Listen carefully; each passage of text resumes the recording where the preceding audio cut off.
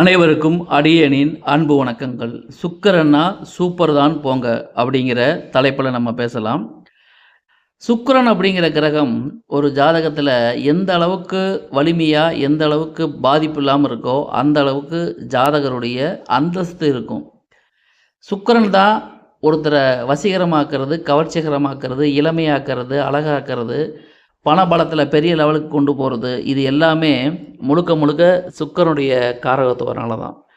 சுக்கிரன் யாருக்கெல்லாம் வலுவாக இருக்கோ அவங்க ஆளுகளை பார்த்தாலே கண்டுபிடிச்சிடலாம் இவங்களுக்கு சுக்கிரன் வலிமையாக இருக்குன்னு. காரணம் அந்த அளவுக்கு ட்ரெஸ் சென்ஸு, ஆர்னமெண்ட்டு போடுறது, பெர்ஃப்யூம் போடுறது, நீட்டாக இருக்கிறது, மற்றவங்கள காட்டிலும் ஒரே அடியாக கவர்ச்சிகரமாக அப்பீரன்ஸில் தூக்குறது, இதெல்லாம் சுக்கிரனுடைய காரகங்களில் ஒன்று.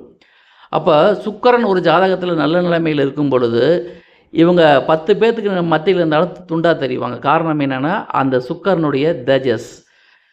அப்போ உங்கள் ஜாதகத்தில் சுக்கிரன் யோகியாக அல்லது கர்ணனாக தசாபுத்தி நடக்கும் பொழுது மிக மிக யோகமான பாக்கியமான காரகங்கள் அந்த காலகட்டத்தில் உங்களுக்கு சக்ஸஸ் அதிகப்படுத்தி கொடுக்கும். பணபலம், படைபலம், அந்தஸ்து, பேரு, புகழ், கௌரவம் இது எல்லாம் கொடுக்கறது சுக்கிரன் தான். அதே சமயத்தில் மற்றவங்களை வசீகரமாக கவர்ச்சி இருக்கிறது அதுவும் சுக்கிரன் தான். சுக்கிர தசையில் ராகு புத்தியெல்லாம் நடக்கும் பொழுது ஜாதகருக்கு என்னென்ன பழக்க வழக்கங்கள் இருக்கோ அந்த பழக்கங்கள்லாம் கற்றுக்குவார். தன்னுடைய சுகத்தை அதிகப்படுத்துறதுக்காக என்னென்ன விஷயங்கள் இருக்கிறதோ அதை பூரா செய்வார். அப்படிங்கிறதுல மாற்றுக்கிறது கிடையாது.